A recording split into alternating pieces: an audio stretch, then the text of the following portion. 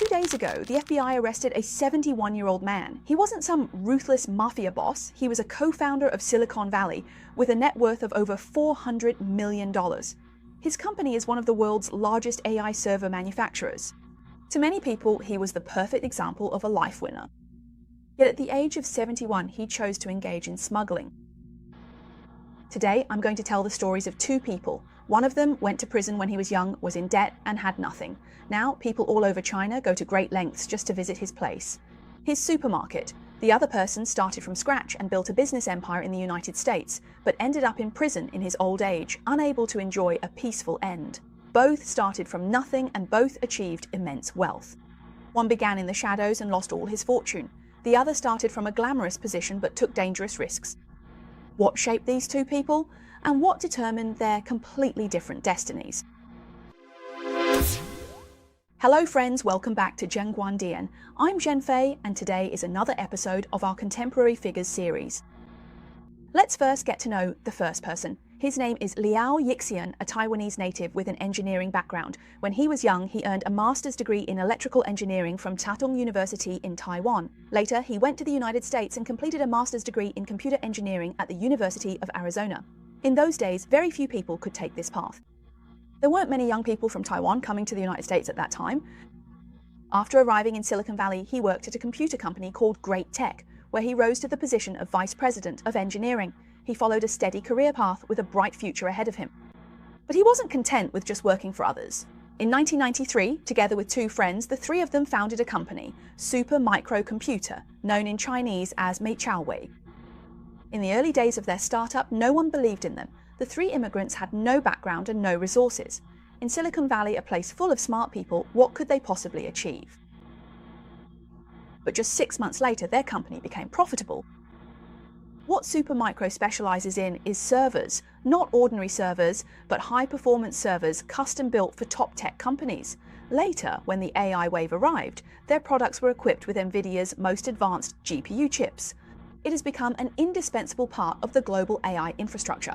Just how important is Supermicro? Put it this way, about 9% of NVIDIA's annual revenue comes from Supermicro. And what did Charles Liang do at this company? He was in charge of sales and business development for 30 years, selling Supermicro servers all over the world. By the time of the incident, the value of Charles Liang's Supermicro shares exceeded $460 million. Now, let's get to know the second person. His name is Yu Donglai from Shuchang, Henan. He was born into a farming family. As a child, his grades were poor and he dropped out before finishing middle school to make a living. He sold popsicles and peanuts. He even scalped movie tickets. If there was money to be made, he would do it. He tried everything. At 18, through some connections, he got into a state-owned rubber factory in Suchang and officially became a worker. He thought he had finally landed a secure job for life. But soon, the factory went bankrupt, and like everyone else, he was laid off. He followed his older brother back to their hometown and opened a small tobacco and liquor shop, but business was terrible and they couldn't make ends meet. Until one day, a stranger came to him and said he had a batch of cigarettes at a very low price and asked if he wanted them. Yu Donglai did the math. Each carton was 2 yuan cheaper, and with a whole batch, he could make over 1,000 yuan in profit. Without thinking much, he agreed, but that batch of cigarettes was stolen goods. That very night, the sound of police cars pierced the night sky, and Li Donglai stepped through the iron gates of the detention center for the first time. What was it like in the detention center? An iron-barred cell, a small dark room, counting the hours during the day, unable to sleep at night. Later, Li Donglai said that was the first time he truly felt what it meant to lose his freedom. Fortunately, since it was his first offense, he was released on bail pending trial, but he didn't stop. Less than 3 months later, he was sent in for the second time.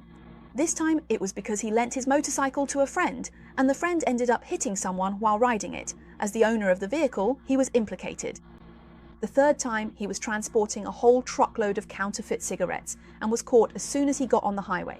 After going in and out of the detention center 3 times, Yu Donglai was left with a debt of 300,000 yuan. In those days, for a young man from Suchang, that was an overwhelming amount. He hid at his father-in-law's house, covering his head with a quilt, not going out or seeing anyone all day. He even thought about committing suicide. Both of them did.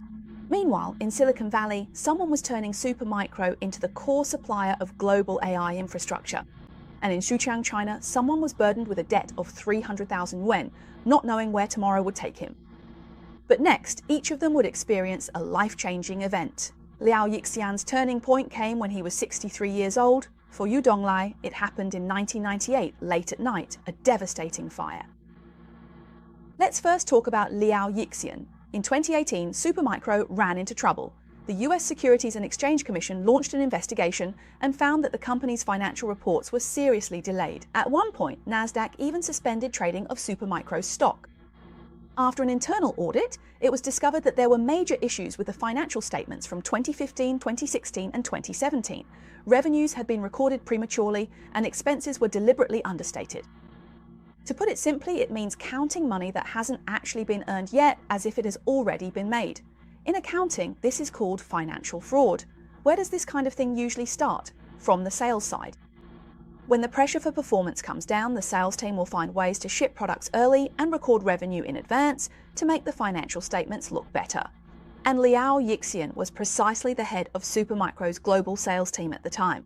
So this issue is highly related to the department he was in charge of. He was not an innocent bystander who was implicated. That year, Liao Yixian resigned, and along with him, the CFO at the time and several other senior executives also left. In 2020, Supermicro was fined $17.5 million, and only then did this matter come to an end. Liao Yixian thus withdrew from the company he had founded with his own hands. That year, he was 63 years old, already successful and worth hundreds of millions. It should have been a time for him to retire and enjoy a peaceful life, but for the sake of performance and beautiful financial reports, he chose a risky path. But this was only the first turning point in his life, and the price of resignation did not bring him down. Now, let's look at Yu Donglai. In 1995, Yu Donglai was detained 3 times, burdened with 300,000 yuan in debt, hiding out at his father-in-law's house, covering his head with a quilt, and even contemplating suicide. Those painful days made Yu Donglai seriously reflect on which path he should take in the future. He later said that in those earlier years, he thought taking shortcuts would make him rich, but every shortcut turned out to be a trap. He ended up in jail, in debt, and pushed himself to a dead end. It was only then that he realized there was no future in speculation. After learning this painful lesson, Yu borrowed 10,000 yuan from his elder brother. This time, he didn't look for any shortcuts or try any crooked schemes. Instead, he rented a 40-square-meter storefront in the busy downtown area of Xuchang, put up a sign and started selling candy, cigarettes and alcohol under the name Wang Yuelu Fatty's Shop. Then, he set 2 rules for himself. No selling of counterfeit goods, and if customers are dissatisfied, they can return their purchases at any time with no conditions. Just these 2 rules, in an era when fake goods were rampant, were like a breath of fresh air. Word quickly spread among customers and more people came to buy from him. In the first year alone, he earned nearly 800,000 yuan and paid off all 300,000 yuan of his debt. You see, Liao Yixian's first turning point was being forced to leave after his initial risky venture, while Yu Donglai, after being pushed to the brink, pulled himself together and started over by being a good person. From this point on, these 2 people began to walk down 2 completely different paths. But before we continue discussing what these 2 paths are like, I'd like to share with you a product that's very beneficial for health maintenance. This Jeju Island Red Sea Cucumber Wellness Gel from Korea. It is made from wild Red Sea cucumbers harvested by generations of female divers on Jeju Island, Korea. The effects are excellent and the repurchase rate is very high. However, our production is quite limited, so it often goes out of stock. Let me share 2 real cases with you. One is a lady from California who has joint problems. She is 57 years old and has been taking Red Sea cucumber supplements for over 2 months now. She says it has provided her with great support and help, and now she can walk and go up and down stairs every day. She feels very relaxed and comfortable. That's why she specifically wrote a letter to express her gratitude. She said she will definitely continue taking this product. Another friend is Ms. Song from Miami, who has had high blood pressure for many years. She is 73 years old and has been taking Red Sea cucumber for a while now. She says that now she no longer feels dizzy during the day, and at night she sleeps especially soundly. She feels much more relaxed overall. She even took the initiative to share this product with her friends and family. Of course, these are the personal experiences of these viewers, and not everyone will necessarily have exactly the same feelings, but there is no doubt that this is definitely a great product worth trying. So, for those who are interested, you can now click the pinned link in the comments section below the program. Don't forget to enter my discount code, JenFei in Pinyin, at checkout, and you'll enjoy a 15% discount. Friends, hurry up and give it a try. Who knows, you might have many great experiences. Now, let's get back to our topic. In 2021, Liao Yuxian. He returned to the company after only 2 years of retirement. First, he quietly came back to Supermicro as a consultant, and in 2022, he officially returned full-time as Senior Vice President of Business Development. In December 2023, he rejoined the board of directors. Why did he come back at that time? Because all of Silicon Valley was boiling with excitement. The AI wave had completely ignited Nvidia's stock price, sending it soaring. Orders for Supermicro were pouring in like snowflakes, and the world's top tech companies were all scrambling for one thing: AI servers equipped with Nvidia's top-tier GPUs. And Supermicro is one of the core suppliers in this market. Charles Liang is the person standing at the very center of this grand performance. He is the co-founder, the head of business development, and the one who knows best how to sell servers. Over 30 years of connections and a global sales network built up over more than 3 decades all came into play at the moment AI exploded. Suddenly, they became more valuable than ever before.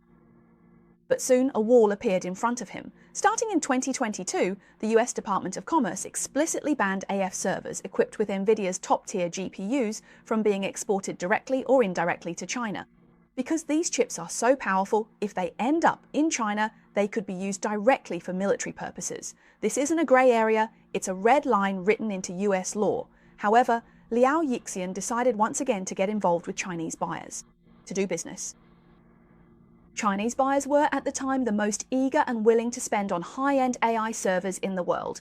Because of the US ban, they couldn't get the goods, so they were willing to pay a premium far above the normal market price. How much was the markup on a single server? It could easily be hundreds of thousands of US dollars. For Liao Yuxian, all he needed to do was figure out how to launder these orders and secretly ship them to China without being discovered, and then Supermicro's revenue reports would be taken care of. As a co-founder, board member, and global head of sales, Liao Yuxian holds about $464 million worth of Supermicro stock. The higher the company's stock price, the more his personal wealth rises accordingly. So in 2024, Liao Yuxian began secretly reaching out to Chinese buyers and set up a sophisticated smuggling network. Here's how he operated. Together with Zhang Ruzhang, the general manager for the Taiwan region, he found a company in Southeast Asia to act as a front buyer. The process was that this company would first place orders with Supermicro, with the documents stating that the goods were for the company's normal business operations. Supermicro's compliance team would review these documents and, finding nothing unusual, would approve the shipment. The servers would first be shipped to Taiwan and then transferred to the warehouse of that Southeast Asian company. After that, the goods would be repackaged into unmarked cardboard boxes and quietly shipped to China. But there was another issue. Supermicro's compliance team would conduct regular on-site audits. What if the auditors checked whether the servers were actually in the warehouse? They made fake servers, hundreds of thousands or even millions of them. The fake server cases were identical in size and weight to the real ones, but they were empty inside and couldn't operate. When the auditors came, the fake machines were neatly arranged in the warehouse with serial numbers matching up one by one, making everything look flawless. How did the serial numbers match up? They used a hairdryer to remove the serial number labels from the real machines one by one. By blowing hot air onto the labels, the adhesive would soften, making it easy to peel them off and then stick them onto the fake machines. Just like that, batch after batch of genuine servers quietly flowed into China. This entire operation ran smoothly for 2 whole years, generating $2.5 billion in sales. At the beginning of 2025, new export controls are about to take effect, according to documents now disclosed by the Department of Justice. As for Liao Yuxian, at the time, he even sent a message to the executives of the Southeast Asian company, attaching a link to the White House statement, urging them to place orders quickly before the controls took effect. Someone had also sent Liao Yuxian a news article about a Chinese person being arrested for smuggling AI chips. After reading it, he replied with a crying face emoji. So he knew it was illegal, but he couldn't resist the temptation. In the indictment from the Department of Justice, his motive was summarized as to drive sales and generate revenues. In other words, to boost sales and create revenue. At this point, Liao Yuxian was already nearly 70 years old. For the sake of money, Liao Yuxian once again chose to take a risk. But when faced with money, Yu Donglai chose a completely opposite path. Let's turn back the clock to 1998. At that time, Yu Donglai was already 32 years old and had been running Wang Yuelu Fatty's restaurant for 3 years. Business was getting better and better, the debts had been paid off, the store had expanded, and he had even opened a branch and changed the name to Pang Donglai. Yu Donglai thought the hardest days were already behind him until the early morning of March 15, 1998, when a massive fire lit up half the sky over Xuchang City. The fire erupted from the ground floor of the main Pang Donglai store, and in an instant 2 floors of goods were engulfed in flames. The fire trucks arrived, but it took a full hour to bring the blaze under control. But it was already too late. 8 lives were lost in the fire. They were ordinary employees of Pang Donglai and guests staying at the hotel upstairs. Yu Donglai stood before the ruins left by the fire, unable to recover from the shock for a long time. It was only afterward that he learned the arsonists were 3 local thugs. The incident began when they caused trouble in the store and harassed a female employee. Yu Donglai called the police and those men held a grudge. Late at night they came carrying gasoline. As Yu Donglai looked at the charred remains, only one thought echoed in his mind. It was my fault that they got hurt. If I hadn't opened a branch store, the trouble wouldn't have been brought here. If I hadn't called the police, those thugs wouldn't have come for revenge. It was my decisions that cost 8 people their lives. Yu Donglai later said that at that moment, all he wanted to do was give up. Looking back on the past 30 years, he had been to prison, been in debt, and even thought about dying, but every time he managed to get back up. But this time was different. This time, it wasn't just his own suffering. 8 lives were lost. Just as he was standing in the ruins, lost in thought, someone tapped him on the shoulder. It was an elderly lady from the nearby municipal committee family compound. She shuffled over, asking around in the crowd, "Where is manager Pang Donglai?" After she found Yu Donglai, the old lady took a cloth bundle out from her coat and said, "Child, don't give up. This is 20,000 wen that your uncle and I have saved. If you need it, take it and use it." Yu Donglai was stunned. Then more and more people came over. Customers invited him, suppliers rushed in from all directions, not to ask for refunds, but to see if there was anything they could do to help. Yu Donglai still remembered that before the fire, the store had just sold a batch of shopping vouchers. Now the goods were gone, and naturally, so was the money. He had his employees put up a notice at the entrance, stating that any customers holding shopping vouchers could come to process a refund. But in the days that followed, not a single person who came was there to ask for a refund. They all came to help. Yu Donglai suddenly realized something. Over the past 3 years, he had simply been doing business honestly, never selling fake goods, always respecting and trusting his customers. No matter who came, no matter what the product was, as long as the customer needed it, they could return it unconditionally. But it was precisely this most basic, fundamental thing for a business person that, at this moment, was repaid to him with the greatest kindness. Yu Donglai later said that it was at that moment he truly understood that every bit of honesty he had given out over those 3 years had all come back to him. He thought he was just doing business, but those customers had already regarded him as one of their own. This store was no longer his alone, so what right did he have to give up? He made a vow in his heart that no matter whether Pang Donglai made money in the future or not, he would definitely repay this kindness. At the end of 1998, he borrowed money from everywhere, and together with his own savings, reopened the business. This time, he was a completely changed person. He began to repeatedly ask himself, what is the purpose of living? He started reading books, studying various religions, searching for answers. He later said that after looking everywhere, he felt that the core of it all could be summed up in 2 words: kindness. From then on, he made a series of decisions that seemed utterly baffling to outsiders. He paid his employees 3 times the industry standard, set up a grievance award so that anyone who felt wronged could take paid leave, forbade employees from working overtime, encouraged them not to rely on their parents to buy houses or cars, prohibited domestic violence and emotional abuse between couples, provided free assistance to competitors, offered a 100,000 yuan cash reward to customers who filed complaints, and donated over 8 million yuan during the Wenchuan earthquake. He donated over 8 million yuan during the SARS epidemic, 10 million yuan for the Henan floods, and 50 million yuan during the COVID-19 pandemic. He said, "When wealth is dispersed, people come together. When wealth is hoarded, people drift apart." Now let's take another look at Liao Yixian and Yu Donglai. In 1993, Liao Yixian started a business in Silicon Valley, and within just 6 months the company was already profitable. Over 30 years, he turned Supermicro into one of the world's most important suppliers of AF servers. He had a net worth of $460 million US, but in 2018, for the sake of performance and money, he took a risk and committed financial fraud for the first time. Yet fate still gave him a chance to exit safely, allowing him to walk away unscathed. But he did not come to his senses. In 2024, fully aware that it was illegal, he once again crossed the red line for profit. At 71, after decades of success and fame, he now faces the prospect of spending the rest of his life in federal prison. Meanwhile, Supermicro's stock price lost $6 billion in a single day. In contrast, Yu Donglai, a small-time troublemaker from a rural background, had been to prison, was in debt, and had even contemplated death. When he was at his lowest point, he resolved to become a good person. In just 1 year, by refusing to sell counterfeit goods and serving customers sincerely, he earned 800,000 yuan. 20 years later, he went even further and distributed all 40 billion yuan of Pang Donglai's assets to his employees. He kept only 5% for himself. Today, people from all over China go out of their way just to visit his supermarket, Pang Donglai. Both started from nothing and both accumulated immense wealth. One was crushed by money and lost his integrity in the end, while the other gave away his fortune and won people's hearts. What is truly most important in life as a human being? Friends, let's discuss this together in the comments section. The story of Pang Donglai, in my opinion, is only part of it. Another truly valuable aspect is his kindness. That is the real wealth he has accumulated, like the elderly lady who, after the big fire, was able to take out 20,000 yuan. The villagers who, after losing their shopping vouchers, didn't ask for a refund. These are all the fruits of the kindness he has sown over many years. So, friends, we must always remain kind, because the good you do today may return to you in ways you could never expect, at a time you least anticipate.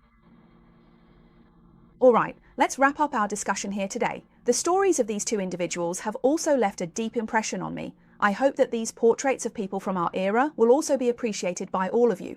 If you enjoyed them, please remember to leave me a comment and let me know. If you have anything you'd like to say, please leave your comments. I'll read each and every one of them carefully.